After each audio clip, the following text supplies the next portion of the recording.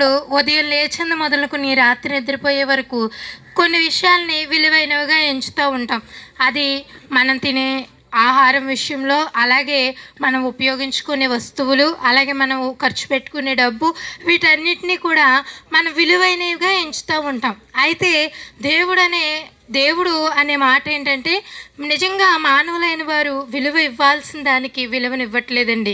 అవునండి, ఈ రోజుల్లో మనం చూసుకున్నట్లయితే మన శరీరాన్ని గురించి మనం ఆలోచన చేసినట్లయితే మన తలలో రోజు ఊడిపోయే తల వెంట్రుకలతో సహా ఏది కూడా ఒరిజినల్గా ఎవరు తయారు చేయలేరండి. దేవుడు వీటిని మనకి అనుగ్రహించాడు.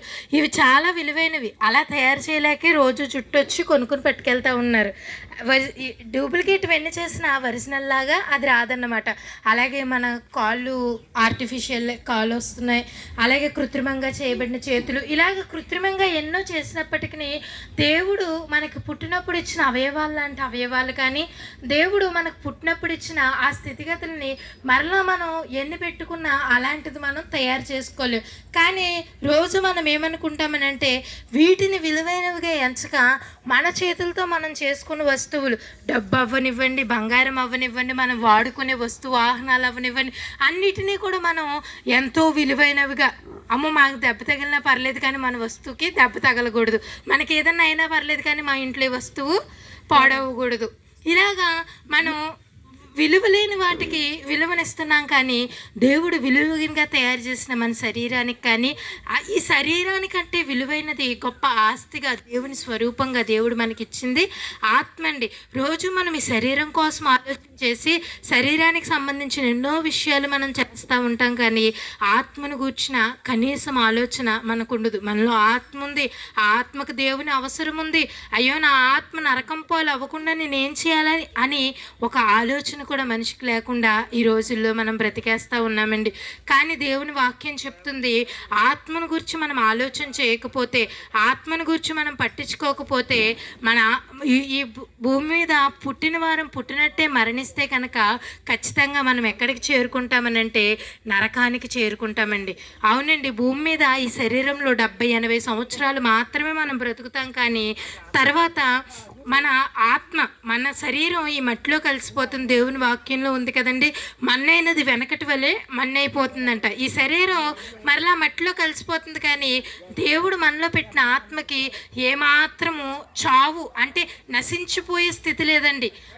ఆ నశించిపోయే స్థితి లేని ఆ ఆత్మ ఎంతో విలువైంది. ఎంత విలువైందనంటే, ఆ ఆత్మను రక్షించడం కోసం, మనలో ఉన్న ఈ ఆత్మ నరకం పాలు కాకుండా ఉండటం కోసం, మనలో ఉన్న పాపాన్ని తీసివేయడానికి ఈ సృష్టికర్త అయిన దేవుడు తన ఒక్క మాట చేత ఈ సర్వలోకాన్ని సృష్టించిన గొప్ప దేవుడు, మనం విలువైనగా ఎంచుతున్న ప్రతిదాన్ని సృష్టించిన గొప్ప దేవుడు తానే నరునిగా ఈ లోకానికి వచ్చి మనందరి పాపాల కోసం, మనందరి యొక్క పాపాలకు వచ్చే శిక్షను నుండి మనల్ని తప్పించడం కోసం ఆయనే పాప శరీరాకారంలో ఈ లోకానికి వచ్చి, ఆయనే మనందరి పాపాల కోసం రక్తం కార్చి ప్రాణం పెట్టి మనందరి పాపాలకి విడుదల అనుగ్రహించాడండి. అవునండి, ఆ విడుదల మాకు కావాలి, ఆ ఆత్మ నరకం నుండి తప్పించబడాలి అని మనం ఆశపడినప్పుడు మనం ఏం చేయాలనంటే, నిజంగా ఆ పాప పరిహారం మనకి సొంతం అవ్వాలంటే ఏం చేయాలంటే, యేసుక్రీస్తు ప్రభువని నోటితో ఒప్పుకొని హృదయమందు విశ్వాసం ఉంచితే, అలా విశ్వాసం ఉంచిన వారందరూ రక్షించబడతారని దేవుని వాక్యం సెలవిచ్చిందండి. ఆ దేవుని వాక్యం సత్యమైనది కనుక మీరు ఆ మాట నమ్మి విశ్వాసం ఉంచినట్లయితే దేవుడు తప్పక మిమ్మల్ని రక్షిస్తాడండి. దేవుడు మీ ఆత్మను రక్షించటమే కాదు, ఈ లోకంలో మనకి ఏది అవసరమో, ఈ లోకంలో మనం బ్రతకడానికి పుట్టింది మొదలుకొని చనిపోయే వరకు ఎలాగా మనం సౌకర్యవంతంగా బ్రతకగలమో, ఎలాగ బ్రతికితే మనకు మేలో ఆ మార్గాలన్నిటిలో కూడా దేవుడు మనల్ని తోడుగా ఉండి నడిపిస్తాడండి. కాబట్టి ఇప్పటి వరకు మీరు ఆత్మను విలువైనదిగా ఎంచలేదేమో, ఈ మాటల్ని బట్టి జ్ఞాపకం చేసుకోండి. మీలో ఉన్న ఆత్మ ఈ లోకంలో ఉన్న వాటన్నిటికంటే విలువైనది. ఆ విలువైన ఆత్మ కోసం గొప్పవాడైన దేవుడు తన ప్రాణాన్ని త్యాగం చేసి మనందరి పాపాలకి పరిహారం ఇచ్చాడు. ఈ యొక్క త్యాగాన్ని మీరు ఒప్పుకున్నట్లయితే ఆ రక్షణ మీకు దొరుకుతుంది.